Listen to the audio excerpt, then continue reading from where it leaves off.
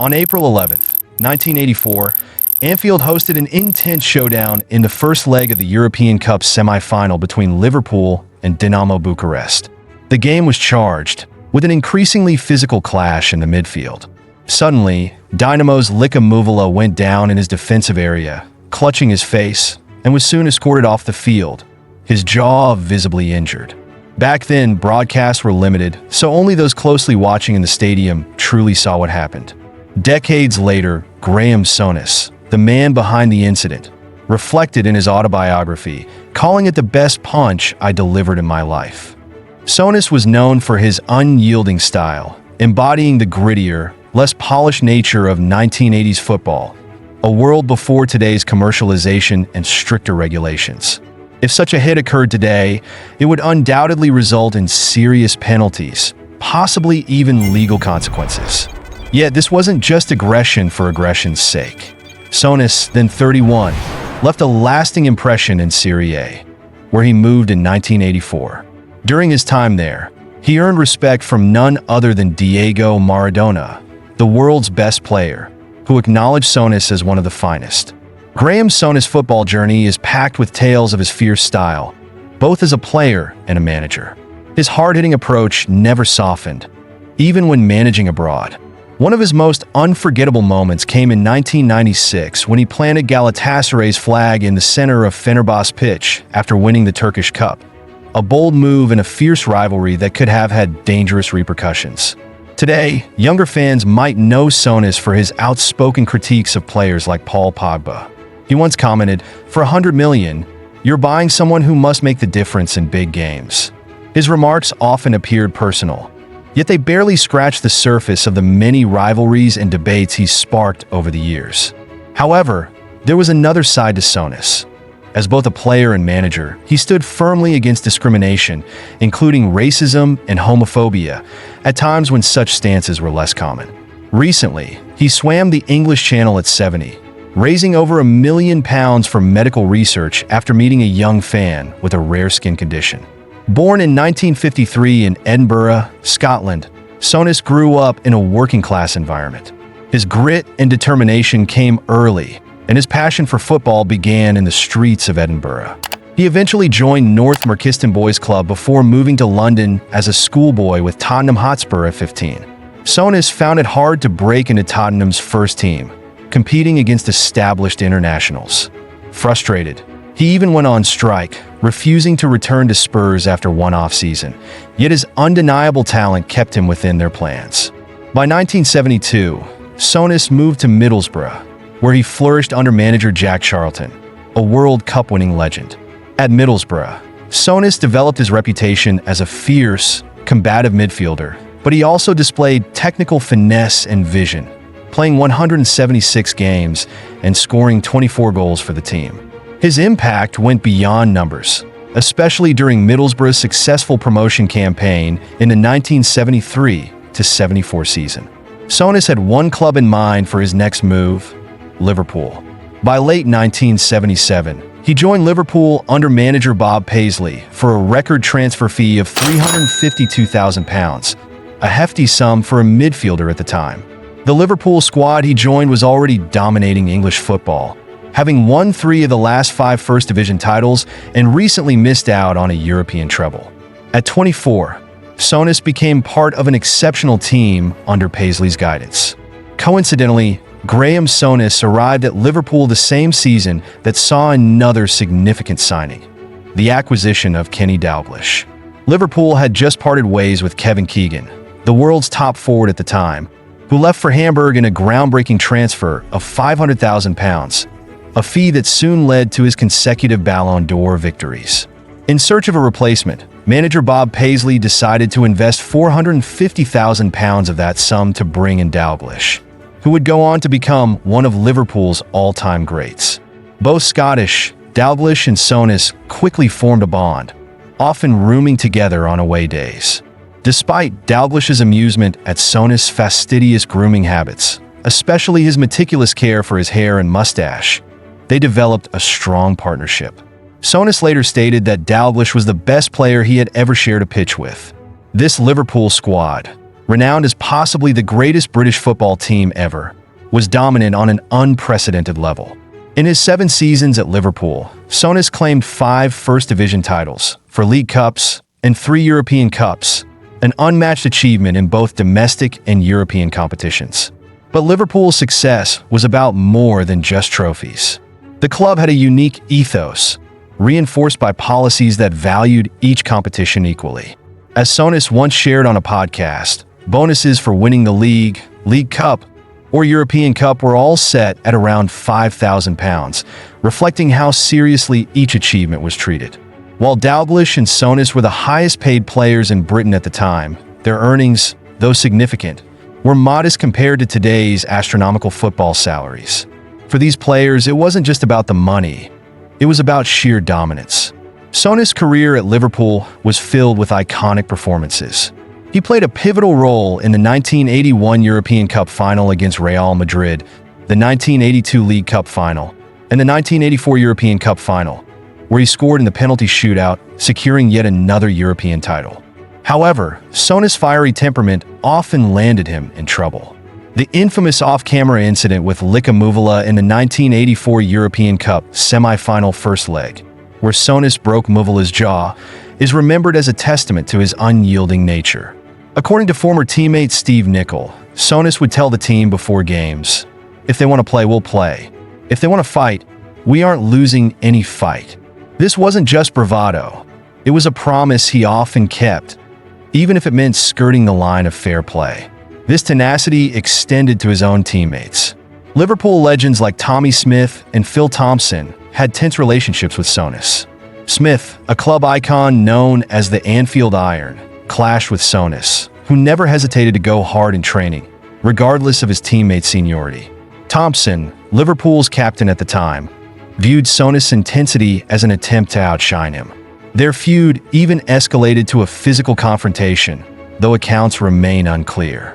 Despite these conflicts, Souness' on-field chemistry remained unaffected, proving that success doesn't always require harmony. After 7 successful years at Liverpool, Souness, at 31, decided to move on in 1984, drawn by the allure of Italian football and its top-tier players like Zico, Maradona, and Platini. Joining Sampdoria, Souness found the game in Italy less intense and more technically focused, which allowed him to excel in a slower, less aggressive environment. He thrived, helping Sampdoria win their first ever Coppa Italia in 1985. Though his time there was brief, his influence remained, with younger players like Gianluca Vialli and Roberto Mancini crediting him as a mentor. In 1986, Souness returned to Scotland to take on a player-manager role with Rangers. His debut was memorable. He received a red card in his first game. However, in typical Souness fashion, this didn't deter him. He applied the same unrelenting philosophy to his management style, transforming Rangers and ending their 9-year league title drought. By combining lessons learned from legendary managers like Bill Nicholson, Jack Charlton, Bob Paisley, and Sir Alex Ferguson, Souness embarked on a successful managerial career, establishing himself as a figure as impactful on the sidelines as he was on the field. For years after joining Rangers, Graham Souness had already led the club to 3 league titles. One of his keys to success lay in his willingness to think outside the box. Following the Heysel disaster, English clubs were banned from European competitions, creating a unique void. Souness capitalized on this by offering English players an opportunity to experience European football, a rare prospect at the time. His own move from England to Scotland had already defied the traditional career path, which usually saw players heading in the opposite direction. Perhaps Souness' most controversial yet impactful decision came with the signing of Maurice Johnston, a Catholic and former Celtic star, a highly unconventional choice given Rangers' Protestant roots. Historically, Rangers had been seen as a Protestant club, while Celtic represented the Irish Catholic community. Despite the club's established traditions and the resentment some fans held towards the idea of a Catholic player, Souness prioritized talent over ideology. This move shook Scottish football to its core, with mixed reactions from fans, some even expressing hostility.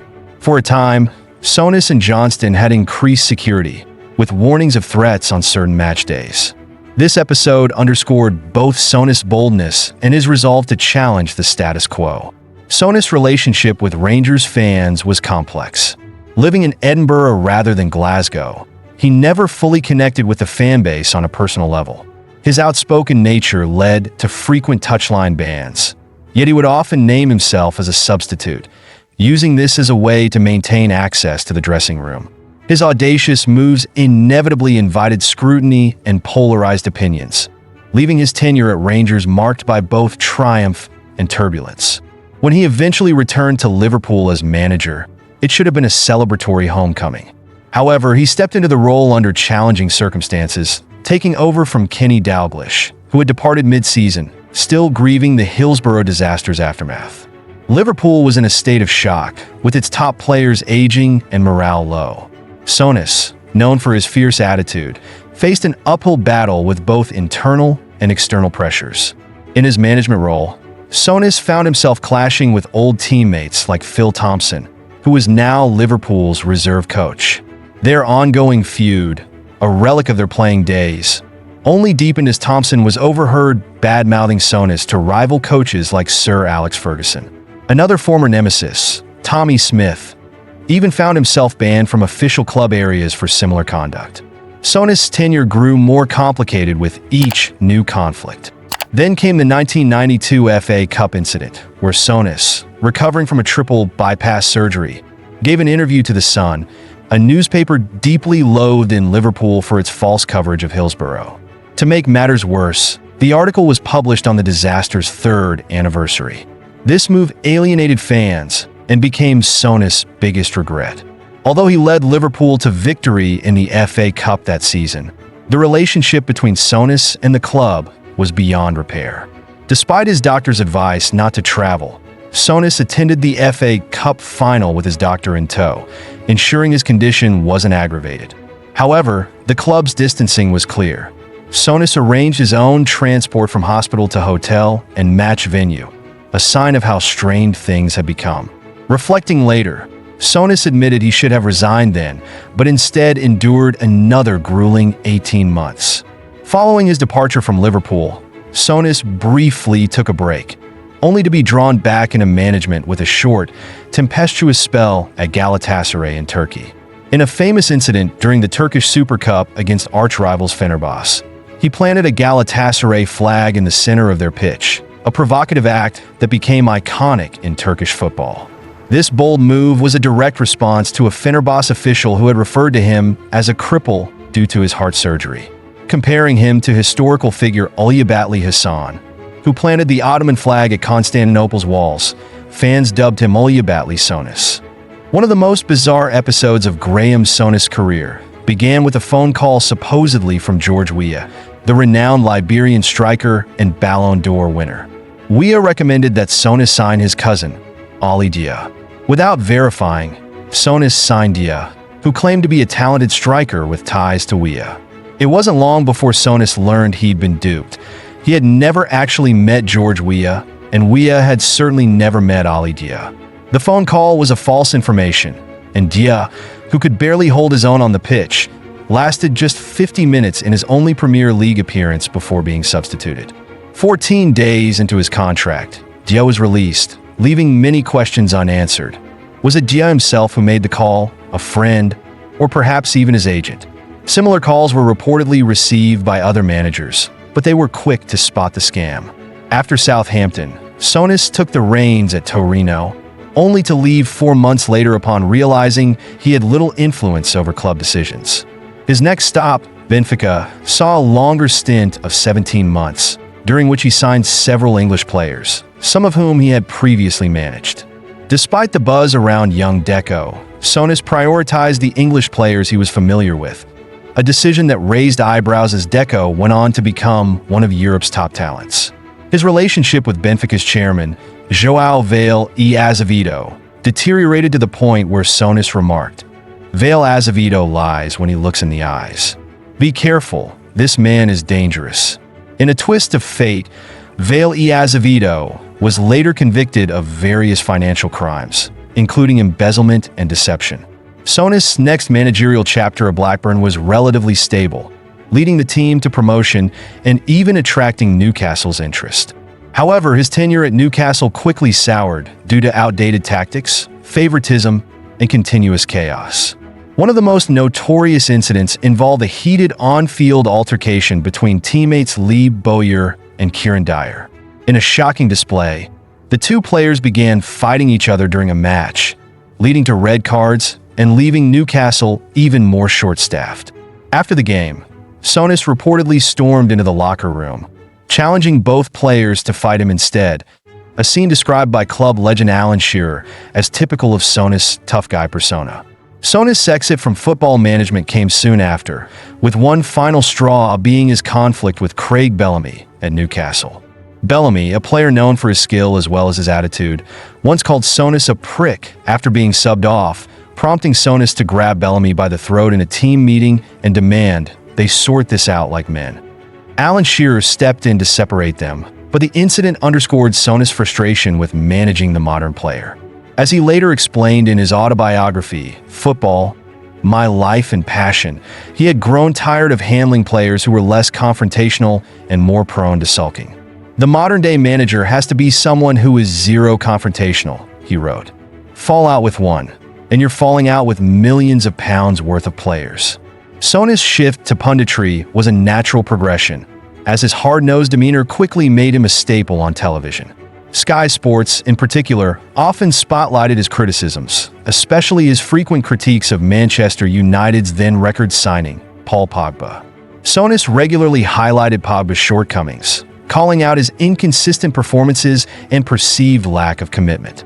Souness defended these critiques, stating he saw Pogba as a midfield talent who could have achieved much more. Pogba eventually responded, suggesting he hadn't heard of Souness before, a remark that some took as disingenuous, while others saw it as a fair point given Souness' career predated Pogba by decades. Regardless, Souness stood firm, his career and reputation cementing his authority on the matter. Despite his notorious reputation for toughness, Souness' story is far from simple. Known as football's angriest man, he was also a player and manager with a profound sense of fairness, a desire to succeed, and even a soft spot for causes he believed in. And that's Graham Souness, an icon of an era when football was raw, intense, and filled with larger-than-life characters. Whether you see him as a fierce competitor or a controversial figure, Souness' impact on the sport is undeniable. He's the embodiment of passion, loyalty, and that relentless drive that makes football so powerful. If you enjoyed this deep dive, be sure to like, subscribe, and hit that bell icon for more stories from the heart of the game. Thanks for watching, and we'll see you next time on the journey through football's rich history.